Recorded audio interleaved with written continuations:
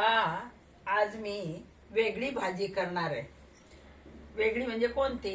तर शेवग्याच्या पानाची. कोळी कोळी पाने शेंड्या आहेत.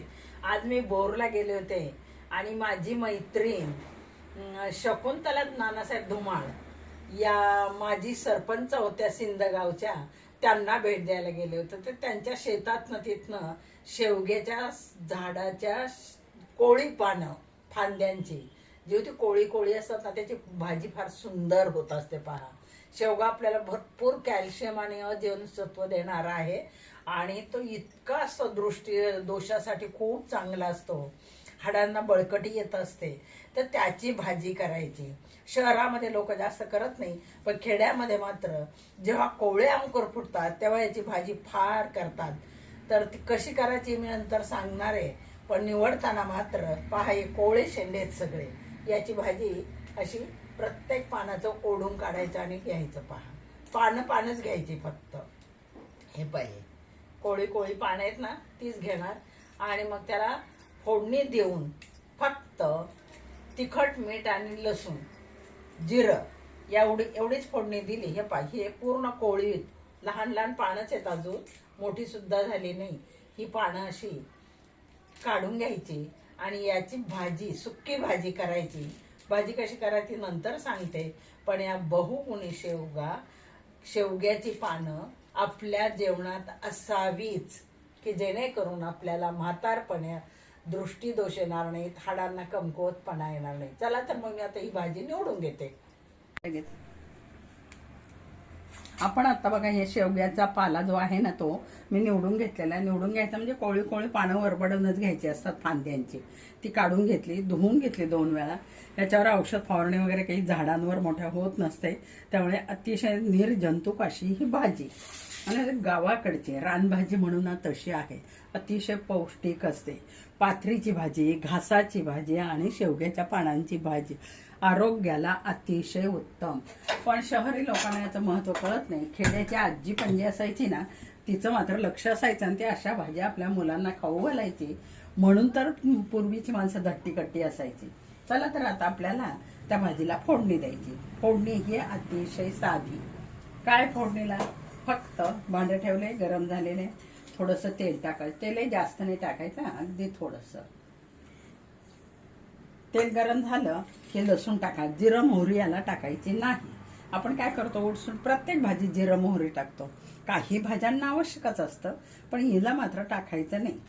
गावाकडे तर खरं म्हणजे त्यांच्याकडे डब्बाच नसतो मसाल्याचा, फक्त वाटलेल्या मिरच्या आणि लसूण एवढंच असतं. लसूण सोलून घेतलाय मी 7-8 पाकळ्या, तो बारीक चिरून टाकलेला आहे. त्याला फोडून द्यायची आणि नंतर त्याच लसणामध्ये थोडासा गॅस कमी करते.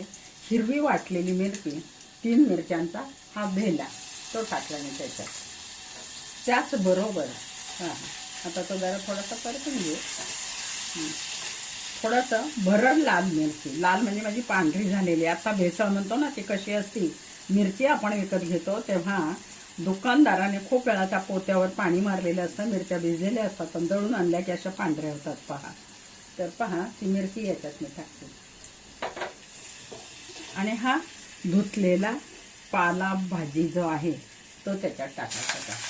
झाली भाजी. भाजीला काय लागतं? चवीनुसार मीठ आणि थोडासा दाण्याचा कूट. तरी कूट अगदी शेवटी टाकणार आहोत आपण.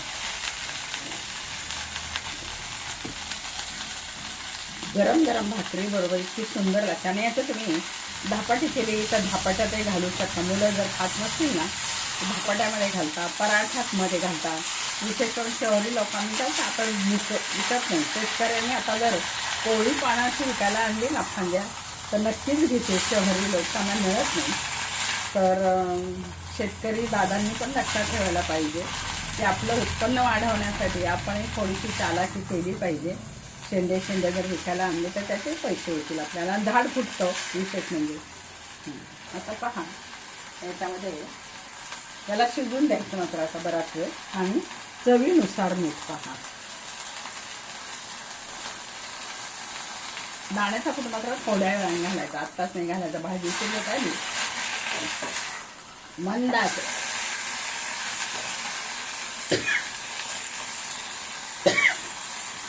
मंद आचेवर 10 मिनिटं भाजीला शिजून द्यायची.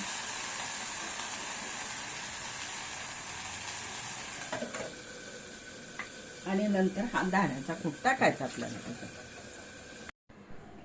हे आपली भाजी आता तयार झालेली आहे. बरोबर तिला 20 मिनिटं लागलेली आहेत. तर अशी ही आपली भाजी शेवग्याच्या पानाची.